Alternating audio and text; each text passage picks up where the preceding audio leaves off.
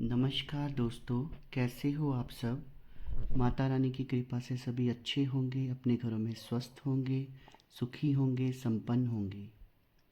दोस्तों, आज जिस विषय के बारे में हम चर्चा करने जा रहे हैं वो विषय ये है कि वो कौन से संकेत हैं जो आपको बताते हैं कि आपका मंत्र जो है वो सिद्ध हो चुका है। जिस इष्ट की आप पूजा कर रहे हैं वो आपको सिद्ध हो चुके हैं। सिद्धि का मतलब ये मत समझ लेना कि वो आपके गुलाम हो गए हैं या इष्ट जो है वो सिद्ध हो जाते हैं, आप ईश्वर को सिद्ध कर सकते हैं। ऐसा कुछ नहीं होता। इसका अर्थ होता है कि उनकी कृपा जो है वो आपको मिल रही है। तो इस विषय पे आज हम चर्चा करेंगे। उससे पहले मेरा निवेदन है कि जो मेरे यूट्यूब चैनल सच्चे भगत पर पहली बार आए हैं और मेरी वीडियो को पहली बार देख रहे हैं वो कृपया करके इस वीडियो को एक लाइक कर दें, चैनल को सब्सक्राइब कर दें और बेल आइकन को भी प्रेस कर दें ताकि आगे जो मेरी वीडियोस आने वाली हैं उनका नोटिफिकेशन उन तक पहुंचता रहे। तो चलिए दोस्तों शुरू करते हैं। दोस्तों, मंत्र विज्ञान जो है वो अपने आप में एक बहुत बड़ा विज्ञान है। अपनी वीडियोस में पहले भी मैं इसके बारे में बताता रहता हूँ और आपको बोलता हूँ कि अगर आपने अध्यात्म जगत में कदम रखना है तो किसी एक मंत्र का चयन कीजिए और उसका जाप कीजिए। और जाप जो है वो मैं आपको बताता हूँ कि जो गृहस्थ आश्रम में लोग रह रहे हैं उन्हें मानसिक जाप करना चाहिए। मानसिक जाप सबसे उत्तम होता है। वो इसलिए उत्तम होता है कि मान लीजिए अगर आपके ऊपर कोई नेगेटिविटी भी है तो भी आप मंत्र का जाप कर सकते हैं, या आपके कुल देवी देवता आपसे रुष्ट हैं, पितर रुष्ट हैं, तो मानसिक जाप जो है वो आप कर सकते हैं। उससे आपके जीवन के ऊपर कोई नकारात्मक प्रभाव नहीं पड़ेगा और धीरे धीरे जैसे जैसे आप जाप करते जाएंगे आपकी नकारात्मकता दूर होती जाएगी। आपके कुल देवी देवता जो हैं वो सिद्ध हो जाएंगे और आपके जो पितर हैं वो भी आपसे खुश हो जाएंगे, क्योंकि मंत्रों के साथ हम हवन वगैरह भी करते हैं तो उसमें पितरों का भोग जाता है, कुल देवी देवताओं का भोग जाता है और जो हमारे इष्ट हैं उनका भोग भी जाता है। तो मानसिक जाप करना चाहिए। और जो मंत्र विज्ञान अपने आप में एक बहुत बड़ा विज्ञान इसलिए है कि केवल एक मंत्र, अगर एक मंत्र सिद्ध हो जाए तो वो बहुत कुछ कर सकता है। वो आपकी हर इच्छा को पूरा कर सकता है। और जब मंत्र की शक्ति आपके शरीर में प्रवेश करती है तो बड़े से बड़े रोग भी जो हैं वो दूर हो जाते हैं।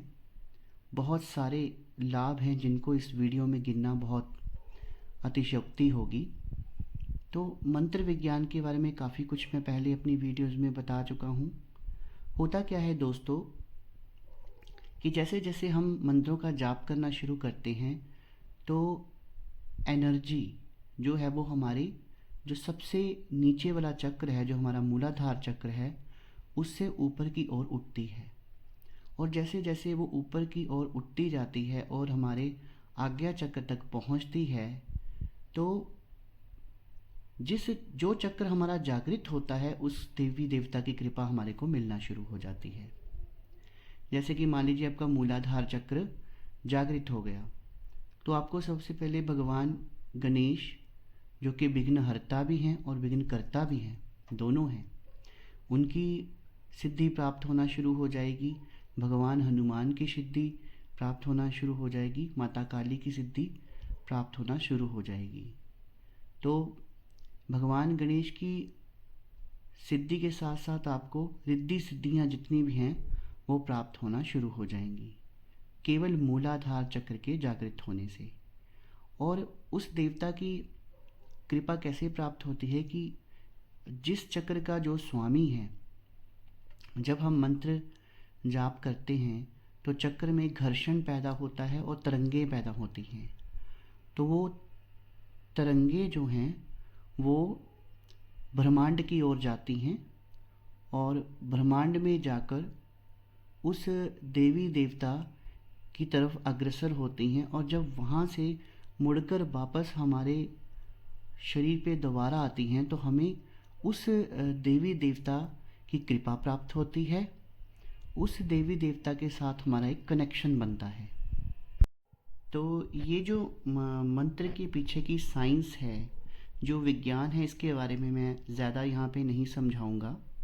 इसके बारे में मैं बहुत डिटेल में अपनी वीडियोस में पहले समझा चुका हूँ कि मंत्र जाप करने से तरंगे पैदा होती हैं, वो इस यूनिवर्स में जाती हैं और देवी देवता के साथ कनेक्शन बनता है। और जब वही उस देवी देवता की कृपा हमारे पे होने लगती है, तो वही तरंगे जब मुड़कर हमारे शरीर पे आती हैं, तो हमें बहुत सारी चीज़ें प्राप्त होती हैं। तो ये थ्योरी जो है, आप जो मैंने ये जो समझाई है मंत्रों के बारे में, आप पहले मेरी वीडियोस देखिए, उनमें आपको पता चल जाएगा। तो जब इस प्रकार की सिद्धि हमें प्राप्त हो जाती है, सिद्धियां भी दो प्रकार की होती हैं, तो इस प्रकार की सिद्धि जब हमें प्राप्त हो जाए, तो हमें कैसे पता चलेगा कि हमें अपने इष्ट की सिद्धि प्राप्त हो गई है, उनकी कृपा प्राप्त हो गई है, या ये मेरा मंत्र सिद्ध हो गया है?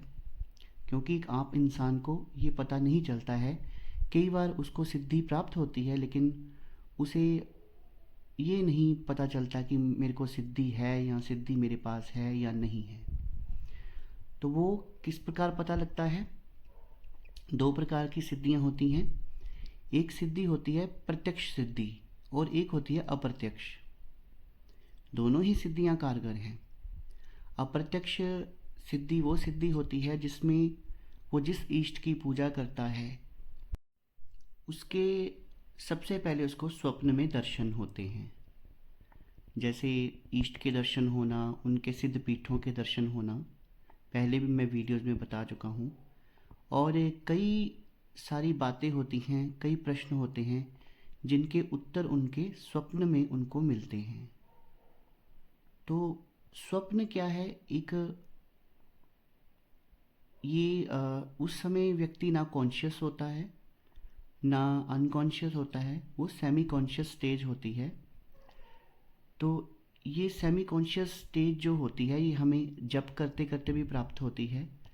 तो उसके बीच में ही हमारे इष्ट जो हैं वो हमको दर्शन देते हैं। क्योंकि जो हमारे प्रभु हैं, हमारे इष्ट हैं, वो चाहते हैं कि इन चीज़ों को, जो अध्यात्म जगत की चीज़ें हैं, उनको गुप्त रखा जाए। कई बार वो अपने भगत को कृपा भी देते हैं, हर चीज़ देते हैं, और वो ये चाहते हैं कि सब कुछ गुप्त भी रहे। ये चीज़ें जो हैं हर व्यक्ति के बस की नहीं हैं और हर व्यक्ति को प्राप्त नहीं होती हैं। तो ये हो गई अप्रत्यक्ष सिद्धि, स्वप्न में सेमी कॉन्शियस स्टेज में उसको सब कुछ पता लगना। एक होती है प्रत्यक्ष सिद्धि, जिसमें देवी देवता आमने सामने दर्शन देते हैं या आमने सामने बात करते हैं। तो इस प्रकार की सिद्धि अगर किसी को मिल जाए वो तो बहुत अच्छा है। प्रत्यक्ष सिद्धि हर व्यक्ति को नहीं प्राप्त होती, किसी किसी व्यक्ति को प्राप्त होती है।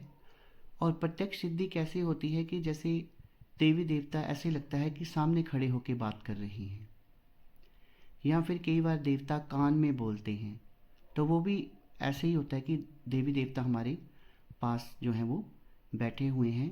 या फिर कई बार आज्ञा चक्र पर सब कुछ दिखना शुरू हो जाता है। देवता जब हमारा आज्ञा चक्र जागृत कर देता है, तो वहाँ पे एक फिल्म की तरह सब कुछ दिखाता है। या फिर कई बार उसके सर पे चढ़कर सवारी आती है, शरीर तेज तेज घूमना शुरू हो जाता है, और तब भी व्यक्ति को किसी के भी भूत वर्तमान भविष्य के बारे में पता लगना शुरू हो जाता है।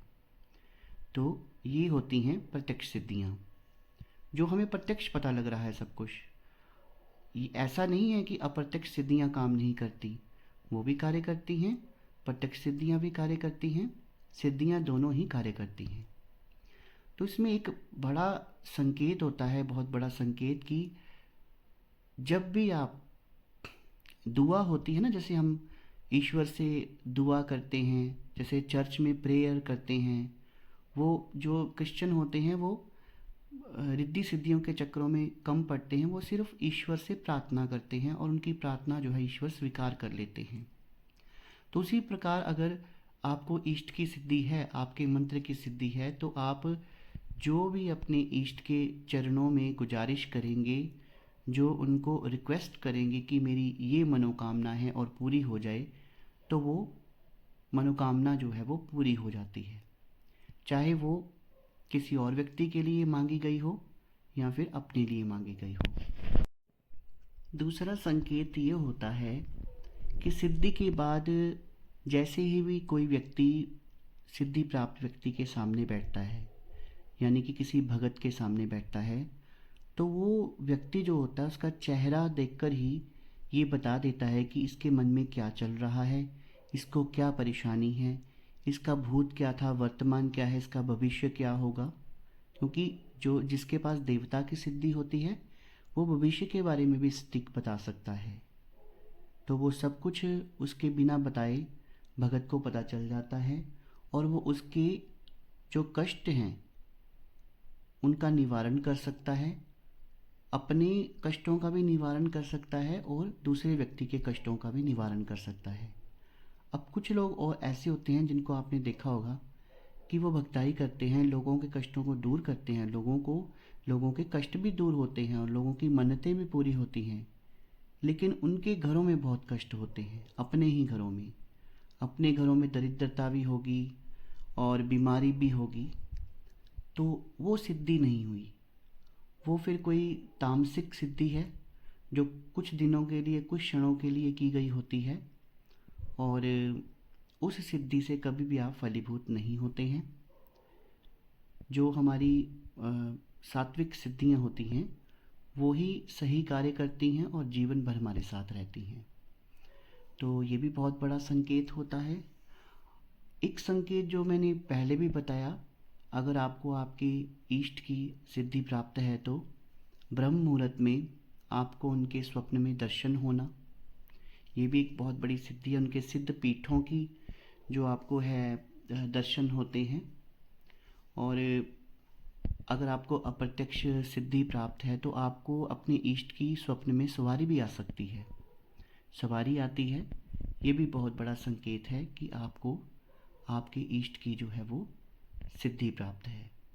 एक चीज़ और होती है कि आपके मन में जो भी इच्छा आती है कि मुझे ये चाहिए, आप अपने इष्ट से मांगते भी नहीं हैं कि अब मेरा मकान बन जाए, अब मुझे ये प्राप्त हो जाए। अगर आपके मन में भी कोई इच्छा हो तो वो भी आपके इष्ट जो हैं वो आपसे बिना मांगे ही आपकी इच्छाएं जो हैं वो पूरी करते हैं। तो ये भी एक बहुत बड़ा संकेत होता है। और जो व्यक्ति अपने इष्ट की सिद्धि प्राप्त कर लेता है वो व्यक्ति धीरे धीरे वैराग्य की तरफ बढ़ना शुरू हो जाता है। अब वैराग्य का मतलब ये नहीं है कि वो सब कुछ घर गृहस्थी छोड़ के कहीं दूर चला जाता है या कुछ। गृहस्थ आश्रम में भी रहकर वैरागी वो कैसे होता है कि जैसे चाहकर भी वो किसी का बुरा नहीं कर पाता है और किसी का दुख उसको अपना दुख लगने लगता है। जैसे कई बार आपने देखा है कि जानवर होते हैं या कोई सड़क पे कोई कुत्ता है या उसको चोट लग गई है, जानवर को चोट लग गई है या वो भूखा है, तो जो जिसको अपने इष्ट की सिद्धि प्राप्त होती है उसका जो हृदय है वो नम्न हो जाता है और वो उसकी सेवा में लग जाता है। चाहे उसके पास कुछ हो ना हो, लेकिन वो अपनी जेब से पैसे खर्च करके अपना समय देकर उसकी सेवा करता है, उसकी पालना करता है और कभी भी किसी का बुरा नहीं करता। और मनुष्य भी अगर कोई है ऐसा व्यक्ति जो दुखी है, उसका दुख उसे अपना दुख लगता है।